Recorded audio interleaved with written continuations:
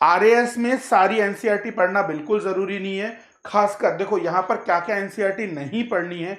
देखो ज्योग्राफी की एनसीईआरटी पढ़ना, और ज्योग्राफी में भी खासकर ज्योग्राफी में भी 11th क्लास की जो एनसीईआरटी है वो जरूर पढ़ना।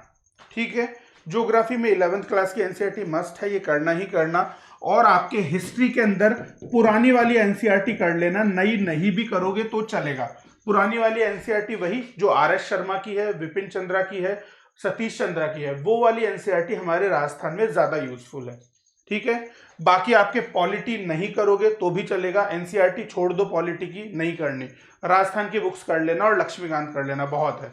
इकोनॉमिक्स अगर तुम्हें बिल्कुल समझने में नहीं आती है इकोनॉमिक्स, तो तुम्हें 9th से लेकर 11th तक की एनसीईआरटी करनी होगी। और 12th क्लास की एक एनसीईआरटी है आपकी मैक्रो इकोनॉमिक्स, व्यष्टि अर्थशास्त्र, व्यष्टि नहीं समष्टि अर्थशास्त्र, मैक्रो इकोनॉमिक्स समष्टि अर्थशास्त्र, ये करनी होगी अगर इकोनॉमिक्स बिल्कुल भी समझ में नहीं आती है तो। और अगर बेसिक नॉलेज है, समझ में आती है तो ठीक है, फिर कोई इशू नहीं है। और रमेश सिंह में से कुछ सेलेक्टेड चीजें करनी हो जाएंगी, यहाँ पर ये चीजें आपको करनी होंगी। बाकी हमारा राजस्थान का बजट रामबाण है, उस पर ध्यान देना है। और राजस्थान के लिए नाथूराम का वाली बुक ठीक है, उसे आप रेफर कर सकते हो। तो ये चीजें आप करेंगे। और खासकर एनसीईआरटी में आपके जो ये सब्जेक्ट हैं, जैसे कि सोशलॉजी एनसीईआरटी करनी पड़ेगी, मैनेजमेंट एनसीईआरटी करनी पड़ेगी, ऑडिटिंग अकाउंटिंग एनसीईआरटी करनी पड़ेगी, इसमें एनसीईआरटी करनी ही करनी पड़ेगी आपको। और आपके खासकर यहां पर आपके देखा जाए तो योगा बिहेवियर की भी एनसीईआरटी है। आप लोगों को शायद नहीं पता होगा, हमारे स्पोर्ट्स और योगा की भी एनसीईआरटी आती है, तो वो भी एक अच्छी बुक है, उसे भी तुम देख सकते हो। और माना कि उसमें ज्यादा चैप्टर काम के नहीं है, 1-2 चैप्टर हैं, पर वो भी स्पोर्ट्स की आपकी एनसीईआरटी अवेलेबल है। ठीक है, तो वो देख सकते हो। बाकी हमारी आरबीएससी की बुक अच्छी है स्पोर्ट्स योगा में। और आपके पब्लिक एडमिनिस्ट्रेशन के अंदर ये थोड़ा विवादास्पद है, क्योंकि यहां पर आपको अलग अलग रिसोर्सेज फॉलो करने पड़ते हैं। कोई अच्छी बुक नहीं है पबैड की, तो उसको थोड़ा तरीके से करना पड़ेगा।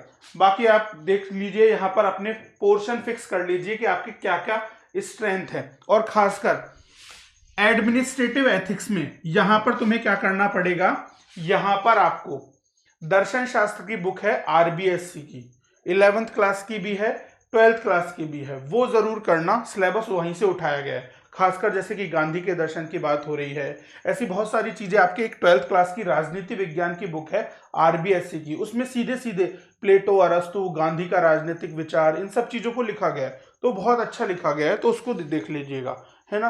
तो यहाँ पर आपके थोड़ा सा एनसीईआरटी और आप चीजों को मिक्स करनी पड़ती है।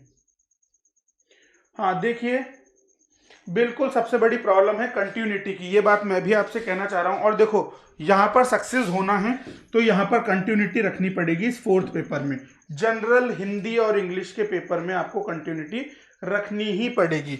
अगर आप इस पेपर में कंटिन्यूटी रखते हो तभी आपका काम हो पाएगा, तो यहां पर आपको कंटिन्यूटी रखना बहुत जरूरी है। इसीलिए मैं अभी ही कह रहा हूं कि आपको जिनकी हिंदी वीक है, हिंदी एक दिन में याद नहीं होगी, इंग्लिश पर एक दिन में कमांड नहीं होगी, तो खासकर हिंदी के लिए डेली 5-10 वर्ड अभी से ही याद रखना चालू करें।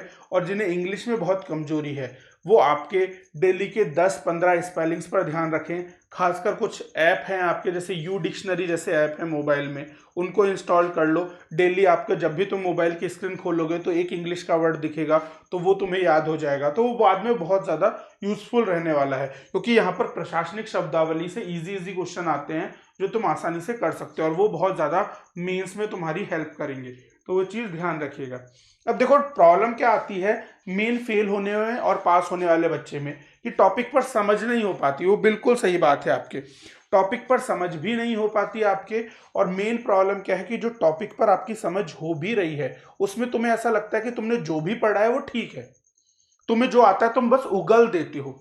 इसीलिए खासकर मैं ये कहूंगा कि आप क्वेश्चन क्या पूछ रहा है उस पर बात करो। सबसे बड़ी जो कमी मुझे आरएएस के मेंस के पेपर में लिखती है, जैसे कि काफी सारी कॉपियां मैंने चेक की हैं, काफी सारी कॉपियां चेक की हैं आपके।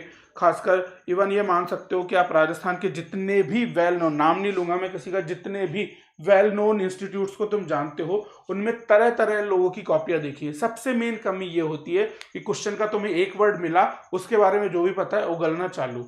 अरे क्वेश्चन की रूपरेखा कैसे बनती है उसको तो बताओ, उस पर तुम बात नहीं करोगे, सीधे चालू हो जाओगे जो भी लिखना है। और कई लोगों को तो इतनी जल्दी होती है कि जो भी उनके मन में होता है बस उनको उगलना होता है, तो वो नहीं करना। तो इसीलिए घर में अगर तुम्हारा कोई 10th क्लास का 9th क्लास का कोई बच्चा हो तो उसको स्कूल में जैसे सिखाया जाता है ना कि ऐसे आंसर लिखना है, तो वैसे लिखने की कोशिश करनी पड़ेगी आपको कि इजी वे में तुम समझा पाओ। क्योंकि चक्कर क्या है, हमारे एग्जामिनर वैसे हैं जो कॉपी उस तरीके से चेक करते हैं कि जैसे कि तुमसे पूछा गया कि क्रिप्टो करेंसी क्या होती है, जैसे कि एक क्वेश्चन है आपका, क्रिप्टो करेंसी क्या होती है और क्रिप्टो करेंसीज की विशेषताओं को वर्णित करते हुए हमारी डिजिटल मुद्रा के अंदर और हमारी जो बैंकिंग व्यवस्था में इसके प्रयोग को बताओ। तो अब एक आदमी क्या होगा, क्रिप्टो करेंसी का मतलब ये है, क्रिप्टो करेंसी इस तरीके से काम में आती है और कुछ भी लिख देगा। जबकि जो तुम्हारे 10th क्लास के बच्चों को जब तुम कॉपी दोगे ना लिखने के लिए, वो ऐसे लिखेगा, क्रिप्टो करेंसी दो शब्दों से मिलकर बना है, क्रिप्टो प्लस करेंसी। क्रिप्टो का मतलब होता है कोडीकरण, यानी कि आपके कूटित करना। और फिर उसके बाद में बताएगा यह एक प्रकार की आभासी मुद्रा होती है और ये एक प्रकार का डिजिटल पब्लिक लेजर है। और फिर आपके एक्सप्लेन करेगा। तो बिल्कुल ऐसे लिखना है कि एक एक वर्ड को संधि विच्छेद करके बेसिक मीनिंग बतानी है, तो तुम्हें पूरे मार्क्स मिलेंगे। जबकि सीधे रामायण लिख दी तुमने यूपीएससी वाली स्टाइल में, तो यहां पर मार्क्स नहीं मिलेंगे।